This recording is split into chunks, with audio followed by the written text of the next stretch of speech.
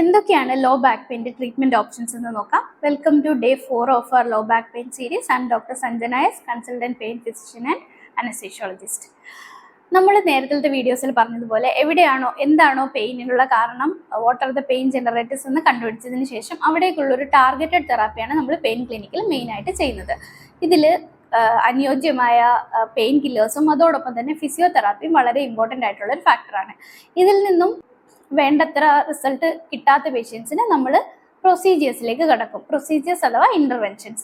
എവിടെയാണോ നമ്മുടെ പ്രശ്നം എന്നുള്ളത് കണ്ടുപിടിച്ചിട്ട് ആ പർട്ടിക്കുലർ ഏരിയനെ ടാർഗറ്റ് ചെയ്യുന്ന തെറാപ്പിയാണ് ഇൻ്റർവെൻഷണൽ പെയിൻ മാനേജ്മെൻറ്റിൽ ഉൾപ്പെടുന്നത്. സോ മെയിനായിട്ട് ഫോർ എക്സാമ്പിൾ നമുക്കിപ്പം ഡിസ്ക് ആണ് പ്രശ്നമെങ്കിൽ ഏത് ലെവലാണ് എന്നുള്ളത് കണ്ടുപിടിച്ചിട്ട് അവിടേക്കുള്ള എപ്പിഡ്യൂറൽ ഇഞ്ചെക്ഷൻസോ മറ്റ് സ്റ്റിറോയിഡ് ഇഞ്ചെക്ഷൻസോ ആയിരിക്കും നമ്മൾ പേഷ്യൻറ്റിന് പ്രിസ്ക്രൈബ് ചെയ്യുന്നത്. അതുപോലെ തന്നെ ഫേസഡ് ജോയിൻ്റ് ആണ് കാരണമെങ്കിൽ നമ്മൾ ഫേസഡ് ജോയിൻറ്റിലേക്കുള്ളൊരു ഇഞ്ചെക്ഷൻ, സേക്രോ ഐലിയാക് ജോയിൻ്റ് ആണെങ്കിൽ സേക്രോ ഐലിയാക് ജോയിൻറ്റിലേക്കുള്ളൊരു ഇഞ്ചെക്ഷൻ, അങ്ങനെ ഏതാണോ പെയിൻ ജനറേറ്റർ എന്ന് കണ്ടുപിടിച്ചിട്ട് അവിടേക്കുള്ള ഒരു ടാർഗറ്റഡ് തെറാപ്പിയാണ് നമ്മൾ ചെയ്യുന്നത്. എല്ലാ ഇൻ്റർവെൻഷൻസും നമ്മൾ അൾട്രാസൗണ്ട് സ്കാനിങ്ങിൻ്റെയോ അല്ലെങ്കിൽ എക്സ്റേയുടെയോ ഗൈഡൻസിലായിരിക്കും ചെയ്യുന്നത്. അതുകൊണ്ട് തന്നെ മിക്കപ്പോഴും ഒരു സൈഡ് എഫക്ട്സും പേഷ്യൻറ്റിന് ഉണ്ടാവുകയില്ല. ഫോർ എക്സാമ്പിൾ എപ്പിഡ്യൂറൽ സ്പേസിലേക്കാണ് നമ്മളൊരു സ്റ്റിറോയിഡ് പോലുള്ളൊരു മരുന്ന് ഇഞ്ചെക്ട് ചെയ്യുന്നതെങ്കിൽ ആ ഒരു എക്സ്റേയുടെ സഹായത്തോടു കൂടി നമ്മൾ എപ്പിഡ്യൂറൽ സ്പേസിലേക്ക് ഒരു നീഡിൽ കടത്തിയിട്ട് ഒരു ഡൈ നമ്മൾ ഇഞ്ചെക്ട് ചെയ്യും.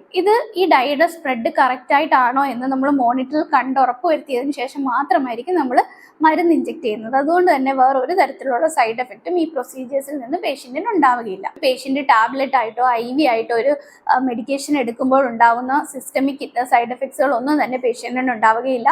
അതിൽ നിന്നും ബെറ്റർ ആയിട്ടുള്ള ഒരു റിസൾട്ട് ലഭിക്കുകയും ചെയ്യും. കഴിഞ്ഞ വീഡിയോസിൽ നമ്മൾ പല സ്ട്രക്ചേഴ്സാണ് പെയിൻ ജനറേറ്റേഴ്സ് എന്നെല്ലാം പറഞ്ഞെങ്കിലും പലപ്പോഴും നമ്മൾ പ്രാക്ടിക്കലി വരുമ്പോൾ പലപ്പോഴും പല പേഷ്യൻസിനും ഒന്നിൽ കൂടുതൽ സ്ട്രക്ചേഴ്സ് ഈ പെയിൻ ജനറേറ്ററായിട്ട് ഉണ്ടാവാം. ഇപ്പം നമ്മൾ ഫോർ എക്സാമ്പിൾ ഒരു MRI എടുത്ത് നോക്കിക്കഴിഞ്ഞാൽ ആ പേഷ്യൻറ്റിന് ചിലപ്പോൾ ഡിസ്കിന് പ്രശ്നമുണ്ടായിരിക്കാം, അതേസമയം തന്നെ ഫേസഡ് ജോയിൻറ്റിലും സേക്രോ ഐലിയാക് ജോയിൻറ്റിലും പെത്തോളജി ഉണ്ടായിരിക്കാം. പക്ഷേ ആ സമയത്ത് പേഷ്യൻറ്റിന് മെയിനായിട്ട് പെയിൻ ഉണ്ടാക്കുന്നത് ഇതിലേതെങ്കിലും ഒരു സ്ട്രക്ചർ ആയിരിക്കും. അതേതാണെന്നൊന്ന് കറക്റ്റായിട്ട് കണ്ടുപിടിക്കുന്നതിന് വേണ്ടി നമുക്ക് ഡയഗ്നോസ്റ്റിക് ബ്ലോക്കുകളുടെ സഹായം ഉണ്ടാകുന്നതാണ്. എന്ന് വെച്ചാൽ ഡയഗ്നോസ്റ്റിക് ബ്ലോക്ക് എന്നാൽ നമ്മൾ ഈ പർട്ടിക്കുലർ ഏരിയയിലേക്ക് ഒരു തരിപ്പിക്കാനുള്ള ഇഞ്ചെക്ഷൻ, അതായത് ലോക്കൽ അനസ്തെറ്റിക് ഇഞ്ചെക്ട് ചെയ്യും. അപ്പോൾ പേഷ്യൻറ്റിന് ഒരു 50% കൂടുതൽ വേദനയ്ക്ക് റിലീഫ് ഉണ്ട് എങ്കിൽ നമ്മൾ അതാണ് കറക്റ്റ് ഏരിയ എന്ന് നമുക്ക് കൺഫേം ചെയ്യാം. അതിനുശേഷം മാത്രമേ നമ്മൾ ഡെഫിനിറ്റീവ് ആയിട്ടുള്ള മെഡിക്കേഷൻ, എന്ത് മെഡിക്കേഷൻ ആണോ നമ്മൾ കൊടുക്കാൻ ഉദ്ദേശിച്ചത് ആ പ്രൊസീജിയറിലേക്ക് കടക്കുകയുള്ളൂ. അതുകൊണ്ട് തന്നെ ഉദ്ദേശിക്കാത്ത സ്ഥലത്തേക്കുള്ള ഇഞ്ചെക്ഷൻസ് ഒഴിവാക്കാനും ഈ ഡയഗ്നോസ്റ്റിക് ബ്ലോക്കിലൂടെ നമുക്ക് സഹായിക്കും. വളരെ നാളുകളായി നിങ്ങളെ അലട്ടുന്ന നടുവേദനയ്ക്ക് ഒരു ശാശ്വത പരിഹാരം കാണാൻ നിങ്ങളെ സഹായിക്കാൻ ഒരു പെയിൻ ഫിസിഷ്യന് കഴിഞ്ഞേക്കാം. നമ്മുടെ സമൂഹത്തിൽ നിലനിൽക്കുന്ന നടുവേദനയെ പറ്റിയിട്ടുള്ള ചില തെറ്റിദ്ധാരണകളെയും അതിൻ്റെ യഥാസ്ഥിതികളെ പറ്റിയും നമുക്ക് അടുത്ത വീഡിയോയിൽ ഡിസ്കസ് ചെയ്യാം. Thank you.